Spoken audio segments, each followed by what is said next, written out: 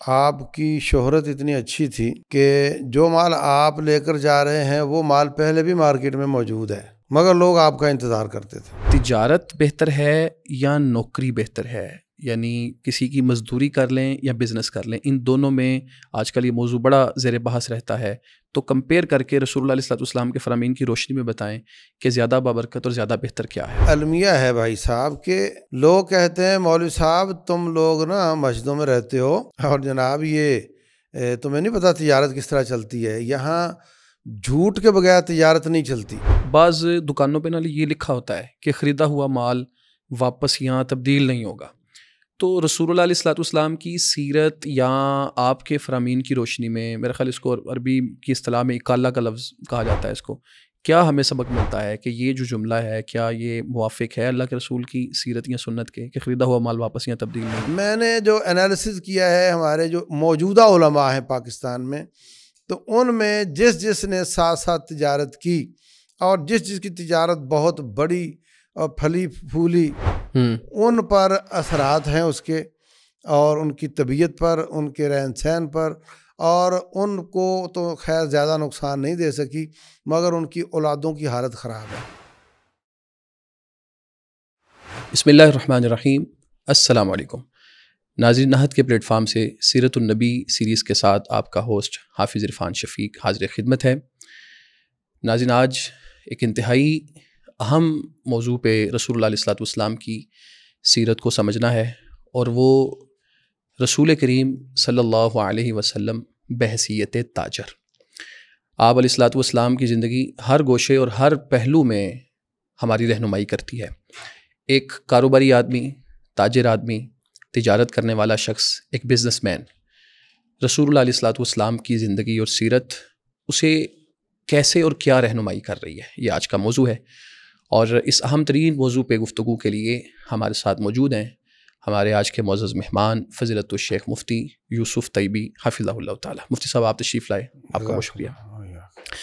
مفتی صاحب، رسول کریم صلی اللہ علیہ وسلم بحیثیت تاجر، جی، سب سے پہلا سوال یہ ہے کہ کیا اللہ کے رسول علیہ السلام بھی تاجر تھے؟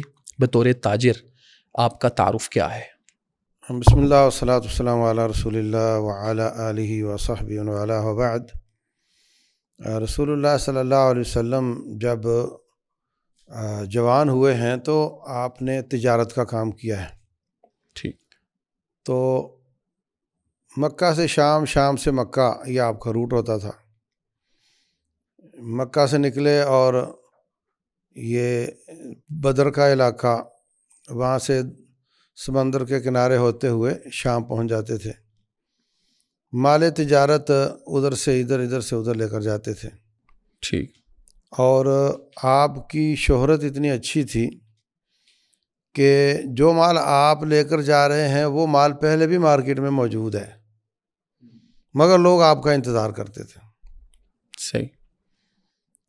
اور جب آپ تشریف لے جاتے تو فوراً آپ کا مال بک جاتا اور آپ نیا مال وہاں سے لے کر واپس آ جاتے۔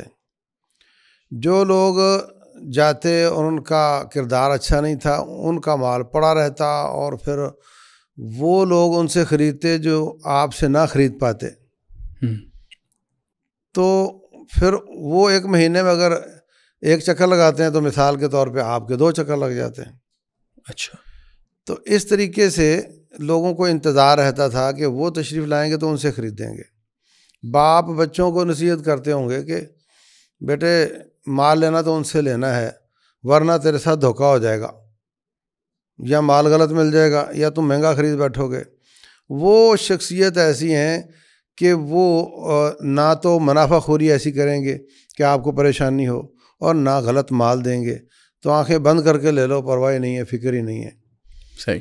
تو میں یہ سمجھتا ہوں کہ یہ ایسی چیز ہے جو آج بھی تجارت میں لوگ اپنائیں تو اللہ تعالیٰ ان کو اسی طرح کی برکات دے سکتا ہے۔ ٹھیک۔ ہمارے ہاں ایک المیہ ہے بھائی صاحب کہ لوگ کہتے ہیں مولوی صاحب تم لوگ نا مسجدوں میں رہتے ہو اور جناب یہ تمہیں نہیں پتہ تجارت کس طرح چلتی ہے، یہاں جھوٹ کے بغیر تجارت نہیں چلتی، دھوکے کے بغیر نہیں چلتی، تم پٹ جاؤ گے، تم نہیں چل سکو گے۔ ہمارے ایک ساتھی سرگودا میں، تو وہ کہتے ہیں کہ میں آڑت کا کام کرتا تھا، دالیں یہ وہ آتا مال. تو ایک بار ہم نے سوچا کہ ہم اپنا پروسیسنگ پلانٹ لگا لیتے ہیں، تو چنا لے کر دال بنائیں گے، دال بیچیں گے. صحیح. تو وہ کہتے ہیں ہم نے جگہ لی، مشین لگائی، وہ سارا کچھ کیا اور دال بنائی، اور ہمیں جو کاسٹ پڑی وہ زیادہ تھی اور بازار میں ریٹیل میں سستا بک رہا تھا اس سے. ٹھیک. اب ہمارا مال لے ہی کوئی نہ، تو ہم بڑے پریشان ہوئے. تو جتنے بھی پہلے سے لوگ وہ کام کر رہے تھے وہ ہنسے ہمیں دیکھ کر کہ یہ لوگ پھنس گئے، ہمیں بات کوئی نہ بتائے. صحیح. تو بڑی مشکل سے ایک خیر خواہ ملا، اس نے کہا بھائی صاحب چنے کی دال میں سندھ سے آئی ہوئی مٹری کے بیج ملائے جاتے ہیں، ان کی شکل بھی اس طرح کی ہوتی ہے، تب وہ اتنا سستا ہوتا ہے اور یہ اتنا مہنگا ہوتا ہے، اور تب جا کر ریٹ مناسب نکلتا ہے، تب آپ مارکیٹ کو بیٹ کر سکتے ہیں، ورنہ آپ خالص چنے کی دال لے کر آؤ گے تو آپ کو. اور ہم دیکھتے ہیں کہ بیسن سستا اور دال مہنگی، حالانکہ بیسن کا پروسیس بھی ہے. تو یہ سب اس لیے ہے کہ ہم نے بے ایمانی پر ایمان رکھا ہوا ہے. بالکل. کہ بے ایمانی، ملاوٹ، دھوکہ دہی ہوگی تو ہمارا کام چلے گا. صحیح. میں یہ سمجھتا ہوں آج بھی میں کئی ایسے اسٹورز کو جانتا ہوں جنہوں نے دعویٰ کیا کہ ہم خالص چیز دیں گے، ان کے پاس بازاری مال بھی پڑا ہوتا ہے، خالص بھی پڑا ہوتا ہے، اور لوگ آ کر کے خالص کا پوچھتے ہیں، مہنگا ہوتا ہے، لے جاتے ہیں. بالکل صحیح. تو آپ جاپان کی جوسر مشین لینے جائیں تو وہ پیک ہوتی ہے اور ساتھ اس کے پاکستان کی یا چائنا کی پڑی ہو، تو اگر آپ پاکستانی لینے پر مجبور ہیں تو آپ کہیں گے اس کو کھولو، چیزیں پوری کرواؤ، اس کو چلا کے دکھاؤ، پھر اس کی وارنٹی دو تو ہم لیں گے. اور اگر میڈ ان جاپان لکھا ہے تو آپ کہیں گے اس کو پیک ہی ہمیں دے دو، ہم گھر جا کر خود ہی دیکھ لیں گے. آپ کو یقین ہے کہ چیزیں بھی پوری ہوں گی اور یہ صحیح طریقے سے چلتی بھی ہوگی اور یہ 5 7 10 سال کہیں جاتی بھی نہیں ہے. صحیح. تو وہ جو سنہری اصول نبی صلی اللہ علیہ وسلم نے بتائے تھے وہ آج بھی چل رہے ہیں. بالکل صحیح. آج بھی اسی طرح ہی ہیں اگر کوئی اس پہ محنت کرے. صحیح. آج ہم سوتے ہیں رات 12 1 بجے، تاجر سوتا ہے اور اٹھتا ہے صبح 11 بجے 12 بجے، اور یہاں لاہور تو ظہر کے بعد ہی کھولتا ہے زیادہ. یہ بالکل اللہ تعالیٰ کی فطرت کے خلاف سسٹم ہے. چائنا، امریکہ، برطانیہ آپ چلے جاؤ، وہ وقت پر اٹھتے ہیں، وقت پر سو جاتے ہیں. تو ہم سمجھتے ہیں کہ نہیں، گاہک ہی لیٹ آتا ہے جی، وہ گاہک ہی رات کو آ رہا ہوتا ہے جی. کرونا میں آپ کو 6 گھنٹے ملتے تھے دکان کھولنے کے، تو گاہک کو بھی پتا تھا کہ میں نے ان 6 گھنٹوں میں ہی جانا ہے ورنہ دکانیں بند ملیں گی. بالکل ایسے ہی. تو وہ 6 گھنٹے میں آپ کے پورے گاہک بھگت جاتے تھے، لینے والے بھی اتنے، دینے والے بھی اتنے ہی ہیں. انہوں نے اسی محدود وقت میں آ جانا ہے، اور آپ نے فارغ ہو کر جا کر کوئی رب کا کام، اللہ کے دین کا کام، کوئی آخرت کا کام، کوئی نیکی کا کام کرنا ہے. آپ کیا تاجر بننے کے لیے پیدا ہوئے ہیں؟ تو رب کا حق، اس پر میں ایک حدیث سنانا چاہتا ہوں کہ رسول اللہ صلی اللہ علیہ وسلم نے فرمایا، اللہ کا فرمان ہے، تفرغ لعبادتی املا صدرک غنن.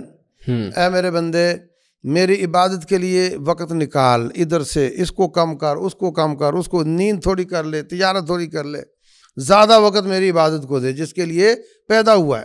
بالکل. املا صدرک غنن، میں تیرا سینہ غنی کر دوں گا. اور ہم سمجھتے ہیں کہ سینہ غنی ہوگا پر پیسہ تو نہیں ملے گا نا.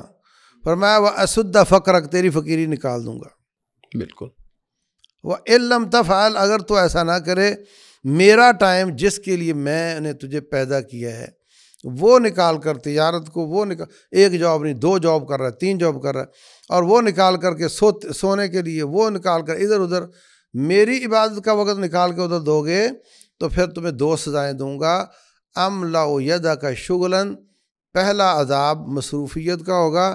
جو بھی تجھے کسی کام کے لیے بلائے، ابا بیمار ہے، چاچا بیمار ہے، اور یہ کہ جناب فلاں فوت ہو گیا، جانا ہے، یہی کہو گے جی ٹائم نہیں ہے.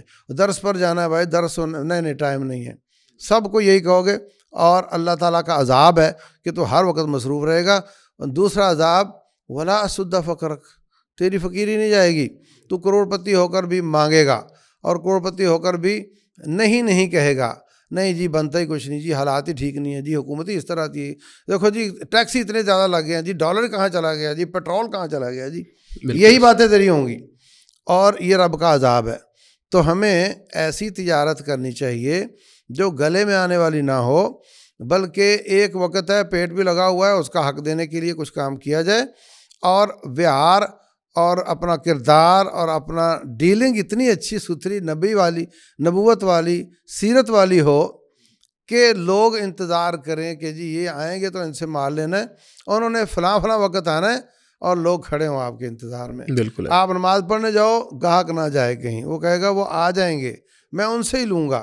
یہ سیرت کا، نبی صلی اللہ علیہ وسلم کے تجارت کی سیرت کا یہ پہلو آج ہمیں بلا کر کہتا ہے کہ مسلمانوں اگر تجارت کرنی ہے تو گلے کا ہار نہ بناؤ، بلکہ ٹینشنوں کا ذریعہ نہ بناؤ، اور سر کے بال ضائع نہ کرو، بلکہ بڑے فریش رہ کے رب کا حق رب کو دے کر، تجارت کا حق تجارت کو دے کر، اور اپنے رویے سے لوگوں کو کھینچو کہ وہ آپ کا گاہک کہیں نہ جائے۔ اچھا شیخ صاحب، رسول اللہ علیہ الصلوۃ والسلام کے جو تجارتی اصول ہیں اس پہ مزید بھی انشاءاللہ آپ سے کچھ سوالات کرتے ہیں۔ یہ بتائیے کہ رسول اللہ علیہ الصلوۃ والسلام نے، آپ نے عرض کیا کہ تجارت جوانی کے بعد کی، عام طور پہ مشہور یہ ہے کہ رسول اللہ علیہ الصلوۃ والسلام نے وہ سفر کیا تھا، سیدہ خدیجہ رضی اللہ عنہا کا مال لے کے گئے تھے، اس کے بعد آئے تھے تو آپ کا نکاح ہو گیا تھا۔ ایک تو اس سفر کی بھی تفصیل بتائیں، اور دوسرا رسول اللہ علیہ الصلوۃ والسلام کے سفر یا آپ کا جو یہ ڈیوریشن ہے تجارت کا، یہ کتنا ہے؟ رسول اللہ صلی اللہ علیہ وسلم کی جو نبوت سے پہلے والی زندگی ہے، اس پر کوئی زیادہ روایات ہمیں نہیں ملتی کہ آپ کی تجارت کتنے مہینے تھی۔ یہ ہے کہ آپ اپنے چچا کے ساتھ جاتے تھے، اور اس سے آپ کی شہرت ہوئی، اور اس کے بعد پھر کوئی اسپیشل رب کی برکت بھی آپ کے ساتھ تھی۔ صحیح۔ تو اس سے شہرت ہوتے ہوئے حضرت خدیجہ تک بات پہنچی، تو ان کو ویسے بھی شادی کی ضرورت تھی، تو انہوں نے سوچا کہ ایک طرف شادی بھی ہو جائے گی، اور میں کبھی ان کو مال دیتی ہوں، کبھی اس کو مال دیتی ہوں، تو یہ کام بھی ہو جائے گا۔ تو انہوں نے ان کو مال دے کر بھیجا، اس میں مزید برکات کا اظہار ہوا، تو انہوں نے ان کو شادی کا پیغام دے دیا۔ صحیح ہے۔ اچھا شیخ صاحب، رسول اللہ علیہ الصلوۃ والسلام کی جو تجارت ہے، وہ اس میں یہ چیز بھی واضح ہونا ضروری ہے کہ اپنے مال سے تجارت کی، یا وہ مزاربت کی صورت ہی تھی آپ کی تجارت میں کہ کسی کا مال تھا اور آپ کی محنت تھی؟ میں نہیں سمجھتا کہ اس میں کوئی اتنی وضاحت آئی ہو۔ صحیح۔ ویسے تو آپ کا خاندان اچھا کھاتا پیتا تھا، مگر یہ کہ وہ سارا مال آپ کا ہی ہوتا تھا، اتنی باریکیاں ہیں نہیں اس میں۔ لیکن مزاربت ناظرین کے لیے اس کی تھوڑی وضاحت کر دوں کہ ایک کا مال ہو، دوسرے کے پیسے ہوں، یا کچھ مال میرا کچھ اس کا، محنت ایک بندہ کر رہا ہو، تو اس کو مزاربت کہتے ہیں۔ تو مزاربت میں 3 چیزیں ہوں تو وہ جائز ہو جاتی ہے۔ نمبر 1، جو کام کیا جا رہا ہے، مال بیچا جا رہا ہے، وہ حلال ہو۔ بالکل ٹھیک۔ ہر شراب کا کام تو کوئی بھی نہیں صحیح سمجھے گا۔ جی۔ نمبر 2، میرے 10 لاکھ میں 20 لاکھ آپ کے ہیں، تو میرا 1/3 ہوا، آپ کا 2/3 ہوا۔ بالکل۔ تو کل مال میں جو نفع آئے گا تقریباً جو طے ہو جائے، کم زیادہ ہو سکتا ہے، 50% میرا محنت کا ہو گیا۔ تو اگر مال میں نفع آیا ہے 20 لاکھ، تو 10 تو میرا ہو گیا محنت کا۔ صحیح۔ اب 10 ہے پیسے کا، اس میں 1/3 میرا ہے۔ بالکل۔ تو میرا 1/3 ہوگا، 2/3 آپ کا ہوگا۔ تو ریشو نفع کی ہوگی، اصل مال کی نہیں ہوگی۔ جی آپ نے 20 لاکھ دیا ہے تو 20 لاکھ کے پیچھے آپ کو اتنا ملے گا، یہ سود ہے۔ اور جتنا نفع آئے گا اس میں سے اتنے % آپ کا ہوگا، یہ جائز ہے۔ ٹھیک۔ تیسری شرط اس میں یہ ہے کہ جب آپ کا مال میں نے اپنے مال میں ڈال دیا اور اس میں نفع آیا تو یہ اس ریشو سے تقسیم ہوگا۔ نقصان کی صورت میں اگر نفع نہیں ہوا تو آپ کو کچھ نہیں ملے گا، اور اگر نفع نہیں الٹا نقصان ہو گیا تو پھر دیکھا جائے گا میری سستی شامل ہوئی، میری کوتاہی یا خیانت شامل ہوئی تو میں ذمہ دار ہوں گا اس کا، اور پنچایت بیٹھ کر فیصلہ کرے گی۔ اور اگر میرا اس میں کوئی قصور نہیں، کرونا آ گیا، کوئی ایکسیڈنٹ ہو گیا، کوئی سیلاب آ گیا، کچھ بھی ہو گیا، تو پھر وہ آپ کا مال واپس کلیم آپ کا نہیں بنتا۔ ٹھیک. آپ کا اگر آپ خود تجارت کر رہے ہوتے تو اس طرح ہو جاتا تو آپ کس سے کلیم کر سکتے تھے. تو یہ 3 اصول جس میں ہوں وہ تجارت جائز ہوتی ہے. صحیح. اچھا شیخ صاحب، رسول اللہ علیہ الصلوۃ والسلام کی آپ نے کہا کہ قبل از نبوت کی جو زندگی ہے اس میں آپ نے تجارت کی ہے، تو یہاں ایک سوال پیدا ہوتا ہے کہ جب اللہ رب العالمین نے آپ کو نبوت سے سرفراز فرما دیا تو کیا بعد از نبوت آپ نے تجارت نہیں کی؟ اور اس میں ایک میسج یہ بھی ہے کہ نبوت کی ذمہ داری ملنے کے بعد آپ نے تجارت اگر نہیں کی تو کیوں نہیں کی، اور آج رسول اللہ علیہ الصلوۃ والسلام کے جو ورثاء ہیں یا علماء ہیں ان کو تجارت کرنی چاہیے نہیں کرنی چاہیے، کاروبار کرنا چاہیے نہیں کرنا چاہیے، اس پہ بھی وضاحت کریں.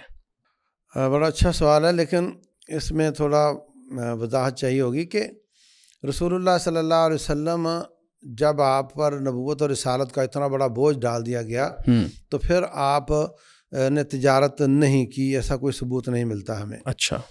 چھوٹی موٹی کوئی کر لی ہو، لیکن جو آپ کا ارننگ ہی اس سے ہو رہی ہو ایسا نہیں تھا. نمبر 2 یہ ہے، حضرت خدیجہ رضی اللہ عنہ کا مال تھا، اس کو چلاتے رہتے ہوں گے تو ان کا آپ کا گھر چلتا رہتا تھا. صحیح. دوسری بات یہ ہے کہ ہمارے حضرت ابو بکر صدیق رضی اللہ تعالیٰ عنہ بیعت کی، خلافت مل گئی، اس کے بعد ایک آدھ دن ٹھہرنے کے بعد کندھوں پہ کپڑے رکھے ہو چلے جناب تجارت کرنے کے لیے. تو عمر بن خطاب کہتے ہیں جی کدھر؟ کہا ہی میں بچوں کا پیٹ نہیں پالنا میں نے. صحیح. تو کہنے لگے کہ اتنی بڑی سلطنت ہے، اس کو سنبھالنا فل ٹائم کام ہے، اس فل ٹائم جاب ہے، اس لیے آپ یہ کام نہ کریں، ہم بیت المال سے آپ کا وظیفہ لگا دیتے ہیں. ٹھیک. تو یہ میرے علم میں پہلا شخص ہے جس کا جو فل ٹائم جاب پہ مستقل وظیفے پہ کام کرنے لگے ہیں. عہد نبوت میں جو تھے وہ مطلب نہ کوئی جج تھا کہ جس کا وظیفہ جاتا ہو، نہ پولیس والا تھا، نہ کوئی پروفیسر تھا، نہ کوئی ٹریفک والے تھے، کوئی بھی نہیں ایسا تھا کہ جس کا وظیفہ بیت المال سے مستقل طور پہ جاتا ہو. ٹھیک. لوگ طالب علم تھے، لوگ جاب کرتے تھے، پڑھا جو ان کو بھیجا جاتا تھا. ہاں جو گورنر بنا کر بھیج دیے گئے ان کا وہ چلتا تھا وہاں، لیکن جو عام لوگ تھے، ساتھی تھے، وہ اپنا اپنا کام ہی کرتے تھے. اب ساری امت میں افضل ترین شخص ابو بکر صدیق رضی اللہ تعالیٰ عنہ، وہ اگر بیت المال سے وظیفہ نہیں لے رہے تو اب اور کون ہوگا سوائے ان کے جن کو آپ نے والی بنا کر کہیں بھیج دیا ہے تو وہ کرتے ہوں گے. صحیح. تو اگر کسی زمانے میں دعوت عام ہو چکی ہو، اسلام غالب ہو چکا ہو، تو اب جہاد اور دعوت والنٹریلی کرنے کا موقع ہو، رضا کرانا، تو وہ لوگ کرتے تھے. اور جب آواز آئی چلے گئے. تو نہ اس وقت مستقل فوج تھی، نہ مستقل دائی اس طرح وظیفے پر ہوتے تھے. تو اس وقت تو اس طرح چل جاتا ہے کہ آپ تجارت بھی کر لیں اور ساتھ ساتھ دین کا کام بھی کر لیں. لیکن اگر حالات آج جیسے ہوں کہ جناب لوگ اپنے بچوں کو دین پڑھانے سے کتراتے ہوں اور معاشرے میں علماء کی شدید قلت ہو، قلت و رجال ہو، تو اس وقت بھی ان علماء کو اگر 50-50 کر دیا جائے کہ تم باقی وہ کرو اور کچھ یہ کرو، تو پھر ہمارا یہ جو دین کی نشاط ہے وہ بالکل آدھی ہو کر رہ جائے گی. اس لیے ایسے حالات میں علماء کو فل ٹائم اپنی جاب ہی کرنی چاہیے. لیکن اگر جیسے ہمارا امام مسجد ہے، صبح سے ظہر تک اس کے پاس کوئی خاص کام نہیں ہے، تو ایسے موقع پر اگر کوئی پارٹ ٹائم جاب شروع کر لیتا ہے صبح سے ظہر تک، اور پھر ایک نماز پڑھانی ہے، پھر وہ فارغ ہیں، تو یہ اپریشیٹڈ ہے، اس کو کرنا چاہیے ایسا. لیکن جو دائی حضرات ہیں، عام طور پہ لوگ سیکنڈ ٹائم میں فارغ ہوتے ہیں بات سننے کے لیے، تو وہ اگر زور تک اپنا کوئی کام کر لیتا ہے یا کوئی مزدوری کر لیتا ہے اور سیکنڈ ٹائم میں دعوت اللہ کا کام کرتا ہے تو کوئی حرج کی بات نہیں ہے. صحیح. میں نے جو انالیسز کیا ہے ہمارے جو موجودہ علماء ہیں پاکستان میں، تو ان میں جس نے ساتھ ساتھ تجارت کی اور جس کی تجارت بہت بڑی اور پھلی پھولی، ان پر اثرات ہیں اس کے، اور ان کی طبیعت پر، ان کے رہن سہن پر، اور ان کو تو خیر زیادہ نقصان نہیں دے سکی، مگر ان کی اولادوں کی حالت خراب ہے. اچھا. کسی کی برطانیہ میں ہے، کسی کی جرمنی میں ہے، سمجھے نہیں، اور کئی داڑھی چھیل رہے ہیں، اور جو تھا ان سے ان کے والد کے حساب سے جو توقع تھی نا کہ یہ اس گھر سے بڑے پھول نکلیں گے اور بہت چمک نکلے گی اور پورے معاشرے میں پھیلے گی اور باپ کی وراثت کو سنبھال سکے گا، وہ شکلیں ہمیں نظر نہیں آتی. اگر آپ ویسے اڑتی اڑتی نظر ہی غور کر لیں گے نا تو آپ کو اس طرح نظر آئے گا کہ وہ پیسہ جب آیا ہے تو انہوں نے ان کا نقصان کیا ہے، اور اگر وہ پیسہ ان کے پاس نہیں ہوتا تو زیادہ توقع تھی کہ وہ سارے دین پڑھتے اور وہ زیادہ اسی طرح دین کی خدمت کرتے جس طرح والد محترم نے کی ہے.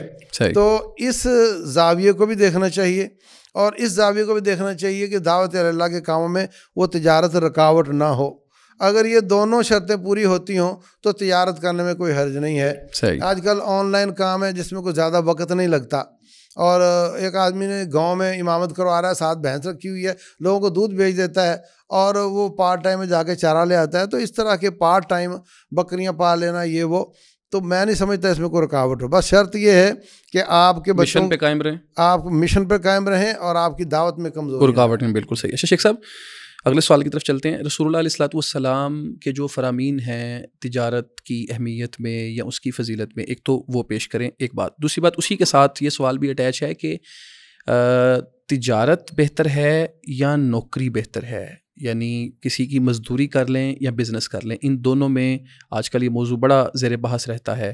تو کمپیئر کر کے رسول اللہ علیہ الصلوۃ والسلام کے فرامین کی روشنی میں بتائیں کہ زیادہ بابرکت اور زیادہ بہتر کیا ہے؟ دیکھیں بھائی، جو تجارت اللہ تعالیٰ نے کائنات کو چلانا ہے اور اس نے ہر طرح کی مٹی ہے زمین کی اور ہر طرح کے لوگ پیدا کیے ہیں. بالکل. اور آپ دیکھتے ہیں آپ کے بچپن میں پرائمری میں آپ کے ساتھ کتنے بچے تھے، اور میٹرک کتنے لوگوں نے کیا، اور انٹر تک کتنے آ سکے، اور آگے کون بڑھ سکا. تو یہ کم ہوتے جاتے ہیں. بالکل.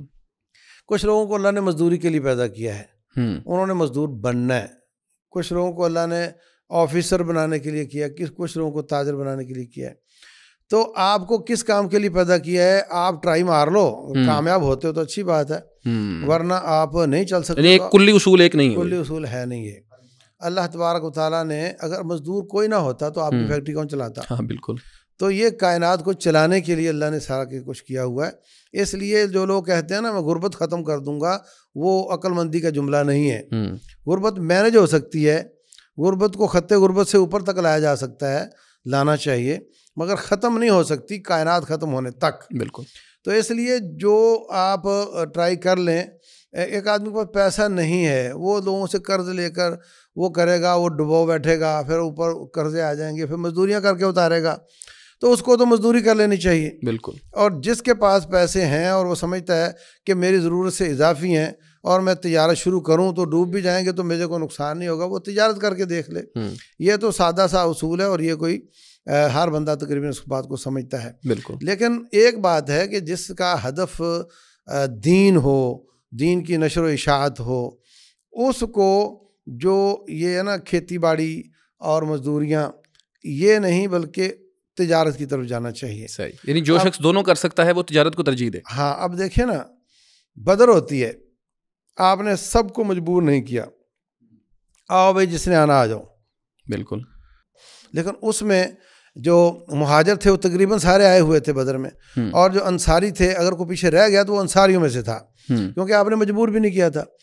تو کیونکہ ان کے کام پھیلے ہوئے تھے کاروبار، اور ان کی کیا تھا، صبح منڈی جاتے تھے، کام کیا اور جو کچھ کمایا آگے اور فارغ. اب کوئی کسی کی ذمہ داری نہیں ان پر. اور وہ جو صحابی تھے عبد الرحمن بن عوف رضی اللہ عنہ، انہوں نے کہا جی مزدوری کر لو. کہا نہیں میں تجارت کروں گا. موٹی سی بات ہے.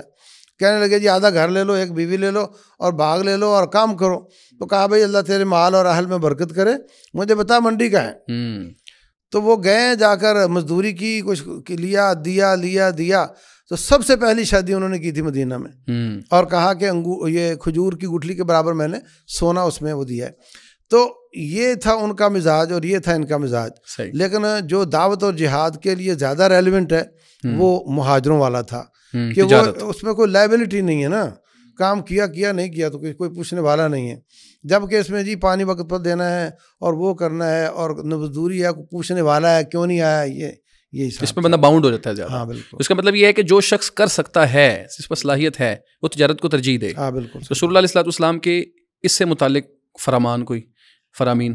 رسول اللہ صلی اللہ علیہ وسلم فرماتے ہیں الصادق الامین، اور کیا لفظ اس میں، التاجر الصادق الامین، جو سچا اور امانت دار تاجر ہے وہ نبیوں اور صدیقوں اور شہداء کے ساتھ ہوگا. یہ کتنی بڑی بات ہے، کتنی بڑی بات ہے. اور رسول اللہ صلی اللہ علیہ وسلم فرماتے ہیں کہ جو 7 لوگوں کو اللہ تعالیٰ اپنے عرش کا سایہ دے گا، ان میں سے ایک کون ہے؟ الامام العادل، امام عادل، عدل کرنے والا۔ تو جو ذمہ دار ہوتا ہے کسی چند لوگوں کا، وہ امام بن جاتا ہے اور وہ اپنے ماتحتوں میں عدل کرتا ہے، تو وہ اس میں شامل ہو جائے گا۔ صحیح۔ اسی طریقے سے فرمایا کہ ان سادہ کا و بیانہ بورک لہما فی بیعہما، اگر مل کر تجارت کرتے ہیں تو سچ بولیں اور وضاحتیں کریں، ہضم نہ کریں بات۔ وہ نقصان ہو گیا تھا، میں نے آپ کو بتایا نہیں، کیوں نہیں بتایا بھائی؟ آپ کا پیسہ ہے، میرا پیسہ ہے، یا آپ کے پیسہ میری محنت ہے۔ سادہ کا سچ بولیں، وہ بیانہ اور ہر کام کی وضاحت کریں۔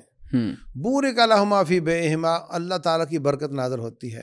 وَإِنْ کَذَبَا وَکَتَمَا، اگر وہ جھوٹ بولیں اور باتوں کو چھپائیں، محقت برکت بیعہما، آئی ہوئی برکت بھی واپس ہو جاتی ہے۔ تو اس طریقے سے ان کی برکت مٹ جاتی ہے۔ تو جو بھی تجارت کرتا ہے اس کو چاہیے کہ وضاحتیں کرے اور سچ بولے، تو اللہ اس میں برکات دے گا۔ یہ بالکل غلط جملہ ہے کہ جی مولوی صاحب جھوٹ کے بغیر تجارت نہیں چلتی اور ملاوٹ کے بغیر تجارت نہیں چلتی۔ اور نبی صلی اللہ علیہ وسلم کی زندگی میں اگر یہاں پہ تجارت ہے تو اس سے پہلے جب آپ بنو سعد میں تھے تو وہاں آپ نے بکریاں بھی چرائی ہیں، مزدوری بھی کی ہے۔ موسیٰ علیہ السلام نے بھی بکریاں چرا کر مزدوری کی ہے، تو مزدوری بھی آپ سے ثابت ہے۔ جب مال نہیں تھا تو مزدوری کی آپ نے، اور بلکہ فرمایا ما من نبی الا وقد رعاها، میں نہیں، سارے انبیاء نے بکریاں چرائی ہیں، بالکل سارے نبیوں نے مزدوری کی ہے۔ تو نبیوں نے امامت بھی کی ہے، نبیوں نے خلافت بھی کی ہے، اور نبیوں نے تجارت بھی کی ہے، اور آپ سے مزدوری بھی ثابت ہے۔ تو مزدور بھائی دل چھوٹا نہ کریں، آپ کی سیرت سے یہ سب کچھ ثابت ہے، بس بات صرف اتنی ہے کہ خیر خواہی کرے۔ اچھا شیخ صاحب، رسول اللہ علیہ الصلوۃ والسلام کے جو تجارتی اصول ہیں، اب ہم اس طرف چلتے ہیں، اس سے یعنی ایک مسلمان کو کیا رہنمائی ملتی ہے؟ اس میں ایک بڑی منفرد چیز ہے اللہ کے رسول علیہ الصلوۃ والسلام کا خیر خواہ بننا اپنے گاہک کے لیے یا خریدار کے لیے۔ تو دیکھیں آج کل مطلب سیلاب کا دور ہے اور اس وقت پورا پاکستان اور گرد و نواح کے علاقے بڑی مشکل میں، تو یہ دیکھنے میں بات آتی ہے کہ جب لوگ مشکل مشقت میں ہوتے ہیں تو سستے داموں گاہک کی یا خریدار کی مجبوری سے فائدہ اٹھا کے خوب اس کو لوٹا جاتا ہے۔ تو رسول اللہ علیہ الصلوۃ والسلام کا جو رہنما اصول ہے خیر خواہی کا، وہ آج کے اس تناظر میں ہماری کیسے رہنمائی کرتا ہے؟ بہت اچھا سوال ہے بھائی۔ بات یہ ہے کہ میں ایک طرف لوگوں کی کھال اتاروں اور پھر میں صدقہ کر دوں لوگوں کو، یہ کیا حساب ہے؟ تو ہمیں چاہیے یہ کہ ابھی رمضان آ جاتا ہے تو یہی سوال آ جاتا ہے، ابھی سیلاب آ گیا تو یہی سوال آ جاتا ہے، اور اللہ نے تو ابھی ہمیں آزمایا نہیں، ورنہ کوئی قحط سالی کو اس طرح کے مسائل آ جائیں تو پتہ نہیں کیا بنے ہمارے ساتھ۔ اوپر سے نیچے تک اللہ معاف کرے، چینی باہر بھیجی جاتی ہے، پھر امپورٹ کی جاتی ہے، اور پھر عوام کی کھال اتاری جاتی ہے۔ یعنی نہ عوام کی خیر خواہ ہے، اور اس بنیاد پر رب ایسے حکمران لے کر آتا ہے جو عوام کے خیر خواہ نہیں ہوتے۔ رسول اللہ صلی اللہ علیہ وسلم فرماتے ہیں جو قوم ماب تول میں کمی کرے گی، سنن ابن ماجہ میں حدیث ہے، اللہ ان کو 3 سزائیں دیتا ہے۔ نمبر 1، سامان خرد و نوش کم ہو جاتا ہے، یہ ہمارا کم ہوا ہے۔ زرعی ملک ہے، دال باہر سے آتی ہے، کوکنگ آئل باہر سے آتا ہے، کاٹن باہر سے آتی ہے، اور بے شمار چیزیں، گندم آ رہی ہے، چینی آ رہی ہے۔ نمبر 2، رسول اللہ صلی اللہ علیہ وسلم فرماتے ہیں شدت المعونہ، مہنگائی بڑھ جاتی ہے، صحیح، مہنگائی بڑھ جاتی ہے۔ نمبر 3، وہ جور سلطان علیہم، ظالم حکمران مسلط ہو جاتے ہیں، وجہ ہم ہیں۔ صحیح، یعنی ایک ترازو پکڑ کے ماپ تول کی کمی کر رہا ہے، تو آپ کہو گے میں تو یہ کام ہی نہیں کرتا، لیکن ہمارے بھی تو بات دینے کے اور لینے کے اور ہے نا۔ اب آپ دیکھیں کہ آفس میں جاؤں گا لیٹ اور چاہوں گا کہ تنخواہ پوری ملے، مزدور چاہے گا کھانے کا بہانہ کر کے آدھا گھنٹہ پار، اور واش روم جانے کا بہانہ کر کے پار، اور منہ ادھر ادھر کرو تو پیچھے سے کام چھوڑ کے بیٹھ جائے گا۔ تو آپ جوتا بنوانے کے لیے جاؤ تو اس کی کوشش ہوتی ہے کہ نکما سا بناؤں اور پیسے پورے لوں۔ بالکل، ہر شخص کے لینے کے بات اور دینے کے اور ہیں۔ اور فروٹ لینے چلے جائے تو وہ آپ جانتے ہیں کس طریقے سے کیا کیا کچھ ہوتا ہے۔ تو جس قوم کی ہڈیوں میں یہ بات رچ بس جاتی ہے، پھر اللہ ان پر ظالم حکمران مسلط کر دیتے ہیں۔ اور ہمارے یہاں جو چل رہا ہے مجبوری سے ناجائز فائدہ اٹھانے والا، بالکل اسی طرح ہو رہا ہے کہ وہ اسی وقت اس کا ریٹ بڑھا دیتے ہیں۔ تو یہ جو سیلاب آتے ہیں نا، وہ اللہ تعالیٰ اللہ معاف کرے، جو دودھ میں پانی ہے اس پانی کو باہر نکالنے کے لیے آ رہے ہوتے ہیں کہ جو تم نے حرام خوری کی ہے نا وہ گئی تیری، اور جن لوگوں کی نہیں گئی ان کو اللہ تعالیٰ موقع دے رہا ہوتا ہے کہ تم بعد آ جاؤ، ورنہ یہ پانی ہر جگہ آ سکتا ہے۔ بالکل، فَأَتَاهُمُ اللَّهُ مِنْ حَيْثُ لَمْ يَحْتَسِبُوا، جہاں سے تمہیں گمان نہیں وہاں سے آ سکتا ہے۔ کتنی ایسی سوسائٹیاں ڈوبی ہیں جن کو گمان نہیں تھا کہ ایسا ہوگا، تو ابھی کیا سیالکوٹ کو پتا تھا کہ شہر اس طرح ڈوب سکتا ہے؟ بالکل، کبھی ہو نہیں سکتا تھا۔ تو اللہ تبارک و تعالیٰ کی پکڑ سے آپ دور نہیں ہیں، اس کو یاد رکھو۔ تو اس سلسلے میں ایک حدیث آپ کو سنانا چاہتا ہوں کہ حضرت جریر بن عبداللہ رضی اللہ تعالیٰ عنہ، انہوں نے گھوڑا لینے کے لیے بھیجا اپنے غلام کو، وہ گئے، جا کر کے 400 درہم میں سودا کر کے لے آئے، کہنے لگے اگر مالک اوکے کرے گا تو تیرا سودا ہو جائے گا۔ بالکل، جب آیا تو حضرت جریر نے بغور گھوڑے کو دیکھا تو کہنے لگے یار یہ تو 400 سے مہنگا لگ رہا ہے۔ کبھی آپ نے جملہ سنا کسی کے منہ سے؟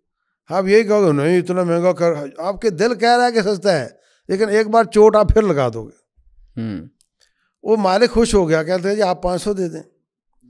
پھر تھوڑی پکڑ کے چلایا، اس کی چال دیکھی تو کہا نہیں یار یہ تو 500 سے بھی مہنگا لگ رہا ہے، تو کہا آپ 600 دے دیں۔ پھر سواری کر کے دیکھی، کہا نہیں یہ تو 600 سے بھی مہنگا ہے، تو کہا آپ 700 دے دیں۔ تو جب اس کو پیسے دے کر روانہ کیا تو غلام کہتا ہے جی آپ کے پاس پیسے زیادہ تھے تو میں خواہ باؤ تاؤ کرتا رہا ان کے ساتھ۔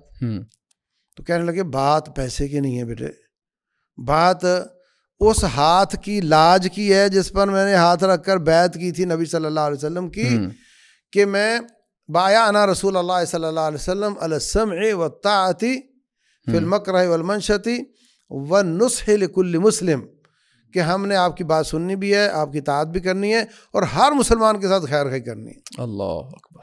بلکہ میں تو کہتا ہوں کافر کے ساتھ بھی خیر خواہی کرنی چاہیے۔ یعنی مالیات میں آپ کسی کی چوری تو نہیں کر سکتے، اگر یہاں تو تھوڑی ڈیمانڈ بڑھتی ہے کسی چیز کی تو ریٹ اس کے آسمانوں پہ چلے جاتے ہیں۔ بالکل، خیر خواہی والی تو کوئی بات نہیں، خیر خواہی والی بات نہیں ہوتی۔ اور بڑھانے چڑھانے کے بھی بڑے انداز ہیں، کہ شارٹیج پیدا کرنے کے بھی بڑے طریقے ہیں۔ ہر بات ہی لوگوں کی کھال اتارنے والی ہے، اور خیر خواہی والی بات کوئی نہیں۔ تو جس طرح نبی صلی اللہ علیہ وسلم اور جس طرح حضرت جریر بن عبداللہ ایک بار خریدار بن کر سوچتے تھے اور ایک بار بیچنے والا بن کر سوچتے تھے کہ اس کی جگہ میں ہوتا تو میں کتنے میں دے سکتا تھا، یعنی میں صحیح جج کروں اس کو تو میں اتنا ریٹ اس کا دے دیتا ہوں، وہ اس طریقے سے اگر ہم کریں تو یہ بہت بڑی خیر خواہی کی بات ہے، اور یہی رہنما اصول ہے رسول اللہ صلی اللہ علیہ وسلم۔ بالکل۔ اچھا شیخ صاحب یہ بتائیے، بعض دکانوں پہ نا یہ لکھا ہوتا ہے کہ خریدا ہوا مال واپس یہاں تبدیل نہیں ہوگا، تو رسول اللہ علیہ الصلوۃ والسلام کی سیرت یا آپ کے فرامین کی روشنی میں، میرا خیال اس کو عربی کی اصطلاح میں اکالا کا لفظ کہا جاتا ہے، اس کو کیا ہمیں سبق ملتا ہے کہ یہ جو جملہ ہے کیا یہ موافق ہے اللہ کے رسول کی سیرت یا سنت کے کہ خریدا ہوا مال واپس یہاں تبدیل نہیں ہوگا؟ وقت کم رہ گیا، اس میں حدیث ہے رسول اللہ صلی اللہ علیہ وسلم کی، من اقال صاحبہ فی بیعہ اقال اللہ اثرتہ یوم القیامہ، جو شخص اپنے ساتھی کو سودا واپس کر کے اس کا تعاون کرتا ہے، اللہ قیامت والے دن اس کو معاف کر دے گا۔ اچھا، سبحان اللہ، بات ہے، بڑی بات ہے۔ آپ کے پاس واپس لے کر آئے، آپ نے کہا میں نہیں لوں گا، اس کی بجائے آپ کہو دے دو جی واپس، اگر کوئی نقصان کر کے آیا تو وہ نقصان پورا کر لو اس سے، تو اس کی بدلے اللہ تعالیٰ آپ کو قیامت والے دن معاف کر دے گا۔ سبحان، یہ بہت بڑی بات ہے۔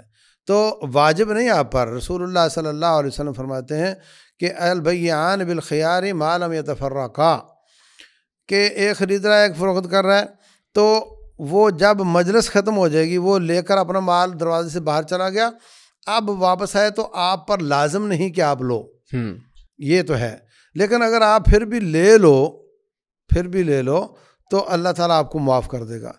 تاجر کو یہ بھی کہا کہ جو شخص کسی کو قرض دیتا ہے